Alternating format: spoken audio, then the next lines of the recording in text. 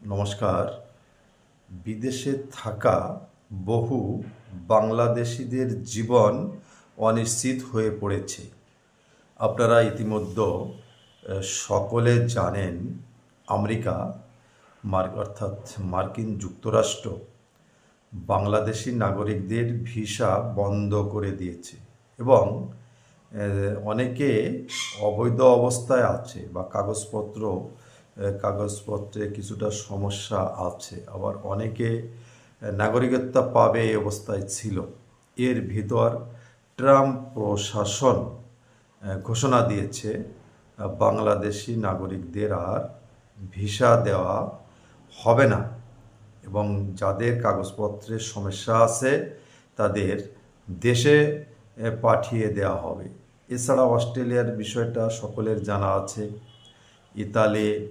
ইতালিতে আমাদের যে সকল নাগরিক রয়েছে তাদেরও বাংলাদেশে পাঠানোর প্রক্রিয়া চলছে, বিশেষ করে যাদের কাগজপত্র বৈধ নেই।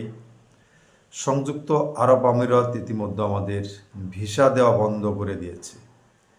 ভারতের সঙ্গে সম্পর্ক খুবই খারাপ, তারাও ভিসা দেওয়া বন্ধ করে দিয়েছে।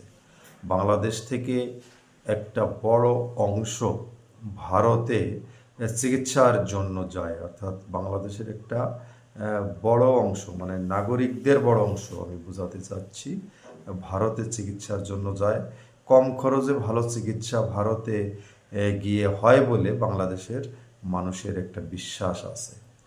বাংলাদেশের অনেকেই ব্যবসা বাণিজ্যের সাথে জড়িত ভারতের সঙ্গে, কিন্তু ভারতের সঙ্গে যে সম্পর্ক বর্তমান, ব্যবসা বাণিজ্য সমস্যা শুরু হয়েছে। সব কিছু মিলে বিদেশে বাঙালিরা একটা অনিশ্চিত জীবনযাপন করছে বর্তমান সরকারের সময়। এই সমস্যাটা হয়েছে বর্তমান সরকারের সময়, অর্থাৎ ডক্টর মোহাম্মদ ইউনূসের সময়। তিনি দায়িত্ব গ্রহণ করার পর সংস্কার, বিচার, নির্বাচন নিয়ে এবং বাংলাদেশ একটি নতুন বাংলাদেশ হবে অনেক কথাবার্তা বলছে, কিন্তু বাংলাদেশ থেকে হাজার হাজার লক্ষ লক্ষ মানুষ বিদেশে কাজের জন্য গেছে, জায়গা জমি বিক্রয় করে কিছু উপার্জনের জন্য, কিছু টাকা পয়সা আয় করার জন্য।